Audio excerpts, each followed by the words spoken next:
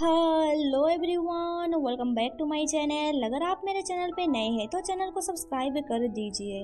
आज मैं no way I will go into the cornfield with you manga का Hindi explanation करूंगी। ये वीडियो पार्ट 13 ही है। यांग बोलता है हम इस इंजरी का क्या कर सकते हैं। जियाओ बोलता है मैं मी को कॉल लगाता हूँ। ये इंजरी इतना भी सीरियस नहीं है, वो ये हैंडल कर लेगी। इधर हमें मी को दिखाया जाता है, वो सीमाओं के साथ रिवर के किनारे वॉक कर रही होती है। कुछ दूर चलने के बाद वो दोनों एक साथ बोलते हैं मुझे तुमसे कुछ कहना है। मी ब्लश करते हुए बोलती है तुम पहले बोलो। सीमाओं बोलती है नहीं तुम पहले बोलो। देन वो दोनों डिसाइड करते हैं कि हम दोनों साथ में बोलेंगे। मी बोलती है मैं तुम्हें लाइक करती हूँ। फिर सीमाओं बोलती है कल मैं यहाँ से सिटी चली जाऊंगी काम करने के लिए। ये सुन के मी शौक में पड़ जाती है एंड वो थोड़ा इमोशनल भी हो जाती है। मी बोलती है ये तो अच्छी बात है, सिटी में तुम्हें हाई सैलरी मिलेगा एंड तुम्हें ज्यादा वर्क हार्ड भी करना नहीं पड़ेगा। अभी मी का कॉल रिंग होता है। मी बोलती है कि मुझे जियाओ ने कॉल किया है। मी कॉल पिकअप करती है। जियाओ उसे बोलता है कि कोई हर्ट हुआ है। मी बोलती है क्या ये सीरियस है। मी भागते हुए जियाओ के घर जाने लगती है। सीमाओ उसे रोकने के लिए आगे बढ़ती है पर तभी उसका चप्पल टूट जाता है, इसीलिए वो मी के पीछे नहीं जा पाती है। कुछ देर के बाद मी जियाओ के घर पहुंच जाती है। मी वहां पे एक डियर का इलाज करती है। मी बोलती है हमें 2 दिन तक इसके पैरों पे मेडिसिन अप्लाई करना होगा।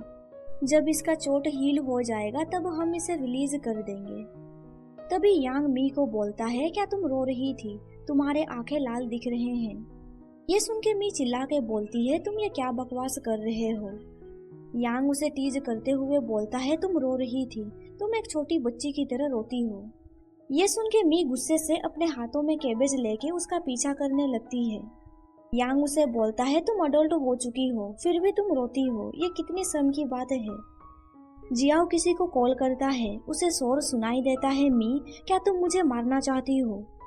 मी यांग को कैबेज से हिट करती है एंड उसके ऊपर बैठ जाती है। यांग चिल्ला के बोलता है मैं गलत था, मैं तुम्हारे फोटोज को एडिट कर दूंगा, अब तुम मेरे ऊपर से हटो। मी चिल्ला के बोलती है मुझे बुद्धू मत बनाओ, मुझे पता है कि तुमने बस जियाओ का फोटो ही क्लिक किया है। तभी जियाओ उन्हें बोलता है मील रेडी हो चुका है, तुम दोनों अंदर आके खा लो। इसके बाद हमें दिखाया जाता है वो दोनों साथ में खाने के लिए टेबल पे बैठ जाते हैं। इतने सारे डिशेस को देख के मी बोलती है अच्छा होता कि मैं विलेज के स्मॉल रेस्टोरेंट में खाना खा लेती। ये बोल के मी वहाँ से बाहर निकल जाती है। तभी वो देखती है कि सीमाओ आ रही है। मी उसे पूछती है तुम यहाँ पे क्या कर रही हो। सीमाओ बोलती है जियाओ ने मुझे बुलाया है फेयरवेल देने के लिए। मी उसके सामने से गुजरती है। तभी सीमाओ उसका हाथ पकड़ते हुए बोलती है रुको। मी उसे बोलती है तुम मुझे मिसअंडरस्टूड मत करना, मैं हमेशा कहती रहती हूँ कि मैं तुम्हें पसंद करती हूँ। जब से हम दोनों बच्चे थे तब से मैं तुम्हें ये कितनी बार बोल चुकी हूँ। सिम्माओ बोलती है मैं इसे सीरियसली लेती हूँ। सिम्माओ उसके शोल्डर पे सर रखते हुए बोलती है मैं काम पे इसीलिए नहीं जा रहा हूँ ताकि मैं तुम्हें अवॉइड कर सकूँ। मैं वहाँ पे इसीलिए जा रहा हूँ क्योंकि मुझे ऐसा लग रहा है मैं क्वालिफाइड हूँ तुम्हें रिस्पॉन्स देने के लिए एंड मुझे ऐसा लगता है हम दोनों का फ्यूचर बन सकता है। ये सुन के मी उसके फेस को टच करती है। सिम्माओ बोलती है मुझे पता है तुम मेरे साथ काम करना चाहती हो लेकिन मुझे बहुत सारी चिंताएं हैं। तभी मी उसे बोलती है मुझे किसी भी चीज से डर नहीं लगता, तुम जो भी करना चाहती हो मैं तुम्हें हमेशा सपोर्ट करूंगी।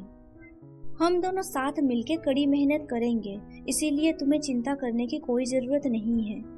ये सुन के सिम्माओ बहुत ही ज्यादा इमोशनल हो जाती है। अभी मैं प्यार से उसे बोलती है मैं अक्सर तुमसे मिलने आऊंगी, चलो हम दोनों साथ में शॉपिंग करने चलते हैं।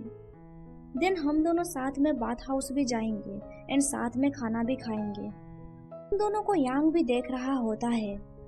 यांग जियाओ को बोलता है आखिर वो दोनों क्या कर रहे हैं, वो दोनों एक ही साथ रो रहे हैं एंड हंस रहे हैं। जियाओ बोलता है वो दोनों एक दूसरे को डेटिंग कर रहे हैं। ये सुन के यांग सोचने लगता है क्या वो दोनों शारीरिक रूप से एक दूसरे को पसंद करते हैं। इसके बाद हमें एक फ्लैशबैक दिखाया जाता है जब यांग लू के साथ फोन में बात कर रहा होता है। यांग घर से बाहर निकल के जियाओ के पास जाता है। वो जियाओ को स्टेयर कर रहा होता है। लू उसे बोलता है बॉडी का रिएक्शन ही सबसे ज्यादा ऑनेस्ट होता है। हमारा बॉडी ना केवल उसे किस करना चाहता है बल्कि और भी बहुत कुछ करना चाहता है। ये सुन के यांग गुस्से से बोलता है, क्या तुम मुझसे मजाक कर रहे हो? लू बोलता है ये बायोलॉजी का लॉ है, पर यांग उसका कॉल कट कर देता है। वहाँ पे यांग देखता है कि एक डियर घर में घुस गया है एंड वो कैबेज को खा रहा है। ये देख के जियाओ बोलता है, मुझे लगता है वो घबरा के यहाँ से भाग जाएगा, पर ऐसा लगता है कि उसके पैरों में चोट लगा है।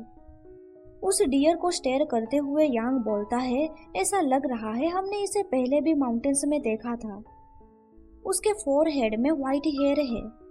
जियाओ उस डियर का फोरहेड को टच करते हुए बोलता है, तुम सही कह रहे हो, ये वही डियर है जिससे हम पहले मिल चुके हैं। वो डियर भी ठीक से चल नहीं पा रहा था, इनका बॉडी शेप भी सिमिलर है, ये वही डियर हो सकता है। इसके बाद सीन शिफ्ट होता है प्रेजेंट पे। यांग शावर लेके बाथरूम से बाहर निकलता है। देन वो अपना रूम जाता है एंड लैपटॉप में जियाओ का पिक्चर देखता है। उसका पिक्चर देखते हुए वो सोचता है, लू ने कहा था कि ये बायोलॉजिकल रिएक्शन से है। देन वो खुद को जियाओ के साथ इमेजिन करने लगता है। देन वो सोचने लगता है ये सब कुछ कितना टेरिबल है। ये सोच के वो पिक्चर को डिलीट कर देता है। कुछ दिनों के बाद हमें दिखाया जाता है Yang and Xiao teacher office room में बैठे हैं। भी लू यांग को मैसेज करता है कि बहुत दिन गुजर चुके हैं, क्या तुम्हें पता चला तुम उस पर्सन को लाइक करते हो या नहीं? यांग बोलता है, तुम सही बोल रहे थे, मैंने मिसअंडरस्टूड किया। ये सुन के लू कुछ समझ नहीं पाता है। यांग उसे रिप्लाई देता है कि जब हम लोग साथ में एक ही बेड में सोते थे तब मेरे मन में कोई भी स्पेशल थॉट्स नहीं थे, इसीलिए मुझे लगता है कि मैं उसके प्रति डिजायर नहीं रखता हूँ। वे प्रिंसिपल आके बोलते हैं, इस वीकेंड पे टीचिंग रिसर्च के लिए तुम्हें 2 प्लेसेस जाना होगा। जियाओ बोलता है, क्या आप चाहते हैं कि हम दोनों वहाँ पे जाएं? ने तो कहा था आप इसके बारे में टीचर्स को पूछेंगे। प्रिंसिपल बोलता है, जिन ने कहा कि उसके पास समय नहीं है, इसीलिए वो चाहता है कि उसके जगह पे यांग जाए। ट्रेनिंग लोकेशन सिटी सेंटर में पड़ा है। मीटिंग करने के बाद तुम दोनों वहाँ पे घूम सकते हो। ये सुन के यांग सोचने लगता है, ये प्लॉट तो मुझे सिमिलर लग रहा है। प्रिंसिपल के जाने के बाद जियाओ यांग को बोलता है, स्कूल हमेशा स्टैंडर्ड रूम ही बुक करता है, अगर तुम्हें एक ही रूम में अनकंफर्टेबल लगेगा तो फिर तुम अपने लिए सिंगल रूम बुकिंग कर सकते हो। यांग बोलता है, तुम चिंता मत करो, मैं तुम्हें कुछ भी नहीं करूंगा। ये सुन के जियाओ कुछ समझ नहीं पाता है। तभी यांग खुद को जियाओ के साथ इमेजिन करता है एंड वो ब्लश करते हुए बोलता है, मेरा मतलब है कि मैं तुम्हें अफेक्ट नहीं करूंगा।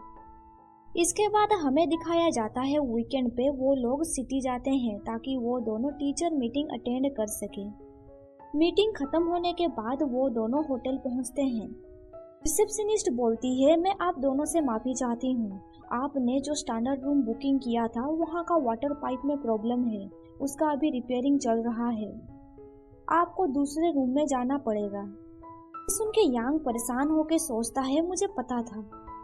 देन वो इमेजिन करने लगता है कि इसके बाद क्या होगा। वो इमेजिन करता है जब वो शावर ले रहा होगा तब पावर कट भी हो जाएगा। वो बाथरूम से बाहर निकल के जियाओ को पुकारता है। पैर गीला होने की वजह से वो फिसल जाता है, पर तभी उसे जियाओ पकड़ लेता है। इससे यांग बहुत ही ज्यादा ब्लश करने लगता है। तभी जियाओ उसके लिप को टच करता है एंड देन उसे किस करता है। इससे आगे यांग कुछ और इमेजिन कर पाता, वो चिल्ला के बोलता है, अब ये सब बंद करो। जियाओ उसका कॉलर पकड़ता है एंड उसे बोलता है, यहाँ पे स्टैंडर्ड रूम नहीं है, अब चलो हमें यहाँ से चलना चाहिए। यांग बोलता है, हम अब कहाँ जाने वाले हैं? जियाओ उसे एक बड़ा सा बाथ सेंटर में लेके जाता है।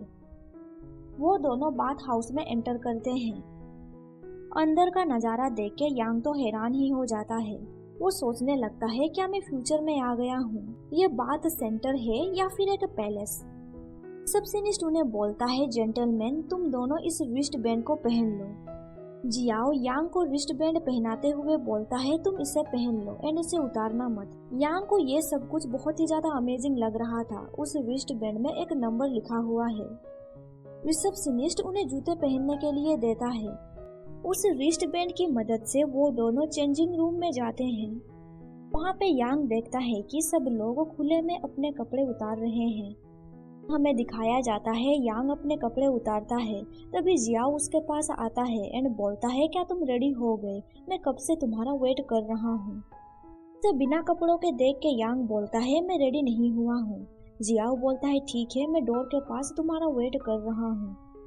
उसके जाने के बाद यांग सोचने लगता है, यहाँ पे सब लोग मर्द हैं, इसीलिए मुझे किसी भी चीज के लिए एम्बेरस फील करने की जरूरत नहीं है। इसके बाद हमें दिखाया जाता है जियाओ एंड यांग साथ में शावर ले रहे हैं। यांग सोचने लगता है, इससे ज्यादा एम्बेरसमेंट और क्या हो सकता है। यांग जियाओ को बोलता है, मैंने शावर ले लिया है। जियाओ उसे बोलता है, तुम कुछ देर और शावर ले लो। शावर लेने के बाद जियाओ यांग को मसाज रूम में लेके जाता है। वो पर्सन मसाज करने वाला होता है। जियाओ उसे बोलता है, मेरा ब्रदर साउथ से है, इसीलिए वो इन सब चीजों में अच्छा नहीं है, आपको जेंटल होना पड़ेगा। वो पर्सन ओके बोलता है। देन जियाओ यांग को बोलता है, मैंने एस्टरडे मसाज करवाया था, इसीलिए मैं मसाज नहीं करवाऊंगा, मैं बड़े से पूल के किनारे तुम्हारा वेट करूंगा। जियाओ के जाने के बाद वो पर्सन यांग का मसाज करता है। का मसाज से यांग सोचने लगता है, मुझे ऐसा लग रहा है कि मीट चॉपिंग बोर्ड के ऊपर है। मसाज करवाने के बाद यांग शावर लेता है। देन वो पूल के पास जाने लगता है। वो सोचने लगता है, जियाओ कहाँ पे है। कुछ ही दूर में वो जियाओ को देखता है, वो पूल के अंदर था। उसे देख के यांग ब्लश करने लगता है। जियाओ उसे पूछता है, क्या तुम पूल के अंदर आना चाहते हो? पर यांग उसे कोई भी रिप्लाई नहीं देता है। जियाओ उसके पास जाता है एंड उसे बोलता है, तुम्हें क्या हुआ है? तुम्हारा फेस इतना रेड क्यों दिख रहा है? ऐसा लग रहा है कि तुम हीट की वजह से फेंट होने ही वाले हो। उसे अपने इतने करीब देख के वो जियाओ को वापस पूल में डाल देता है एंड बोलता है कि मैं बिल्कुल ठीक हूँ। यांग अपने चप्पल उतारता है एंड सोचने लगता है, आखिर मैं इतना शाई फील क्यों कर रहा हूँ। पूल में एंटर करने के दौरान वो गिरने ही वाला था, पर तभी जियाओ उसे पकड़ लेता है एंड बोलता है, तुम्हें केयरफुल रहना चाहिए। यांग उससे दूर हो जाता है एंड वो बहुत ही ज्यादा ब्लश कर रहा होता है। कुछ देर के बाद जियाओ उसे बोलता है, मैं बाहर जा रहा हूँ, मैं लॉन्ज में तुम्हारा इंतजार कर रहा हूँ। यांग ओके बोलता है। उसके जाने के बाद यांग चैन की सांस लेता है। इधर जियाओ को दिखाया जाता है, वो लॉन्ज में फोन देख रहा होता है। उसे देख के दो लड़कियां आपस में कुछ बातचीत करने लगते हैं। कुछ देर के बाद यांग भी लॉन्ज आ जाता है। वो सोचता है, फाइनली मैंने अपने कपड़े पहन लिए। वो देखता है कि वहाँ पे एक बार भी मौजूद है। वो सोचने लगता है, आखिर ये जियाओ कहाँ पे है। तभी वो देखता है कि जियाओ एक लड़की के साथ बातचीत कर रहा है। जियाओ को देखते हुए यांग सोचता है, वो हैंडसम होने के साथ ही पॉपुलर भी है। तभी जियाओ यांग को देखता है। जियाओ यांग के पास जाता है एंड बोलता है, तुमने मुझे बुलाया क्यों नहीं? यांग बोलता है कि मैंने देखा कि तुम दोनों बातचीत कर रहे थे, इसीलिए मैंने तुम्हें डिस्टर्ब नहीं किया। इसके बाद हमें दिखाया जाता है, खाना लेने के दौरान यांग उसे पूछता है, तुम दोनों किस चीज के बारे में बातचीत कर रहे थे? जियाओ बोलता है, उसने मुझे पूछा क्या मेरी गर्लफ्रेंड है या नहीं है। यांग पूछता है, तो तुमने क्या कहा? जियाओ बोलता है, मैंने कहा कि अभी मेरा कोई इरादा नहीं है किसी के प्यार में पड़ने का। यांग पूछता है, पर क्यों नहीं, तुम अब बच्चे नहीं रहे। ये सुन के जियाओ उसे गुस्से से स्टेयर करने लगता है। ये देख के यांग उसे बोलता है, तुम इसे क्यों नहीं लेते, ये बहुत ही ज्यादा डिलीशियस है। इसके बाद हमें दिखाया जाता है, वो दोनों साथ में खाना खाते हैं। खाने के दौरान कुछ लोग चिल्लाने लगते हैं कि यहाँ पे लॉबस्टर है। ये सुन के यांग खड़ा हो जाता है एंड बोलता है, मुझे भी वो खाना है, मैं जल्दी से वहाँ पे जाके लेके आता हूँ। वहाँ जाने से पहले यांग जियाओ को बोलता है, क्या तुम्हें कुछ और खाना है, मैं तुम्हारे लिए लेके आ सकता हूँ। जियाओ बोलता है, मुझे टी एग चाहिए। ये सुन के यांग उसे बोलता है, आखिर तुम्हें ये टी एग कितना पसंद है। इसके बाद हमें दिखाया जाता है, वो दोनों रूम में रेस्ट कर रहे हैं। यांग सोचता है, मैंने आज बहुत ही ज्यादा खा लिया है। वो ठीक से सो नहीं पा रहा था। वो जियाओ की तरफ देखता है, उसे देख के वो ब्लश करने लगता है। वो अपने बेड से उठता है एंड अपने पास रखे हुए कोल्ड ड्रिंक को पीता है। देन वो अगेन बेड में सो जाता है एंड जियाओ को स्टेयर करने लगता है। उसे सोते हुए देख वो सोचने लगता है वो कितना ब्यूटीफुल है। देन वो अपना फेस दूसरी तरफ टर्न कर देता है एंड ब्लश करते हुए सोचता है ये मैं क्या सोच रहा हूँ। यहाँ पे चैप्टर खत्म हो जाता है। वीडियो पसंद आया तो लाइक कर दीजिए एंड आगे का स्टोरी जानने के लिए मेरे चैनल को सब्सक्राइब कर दीजिए और साथ ही बेल नोटिफिकेशन ऑन कर दीजिए ताकि आपको मेरा हर वीडियो का नोटिफिकेशन मिल सके। Thank you for watching my videos.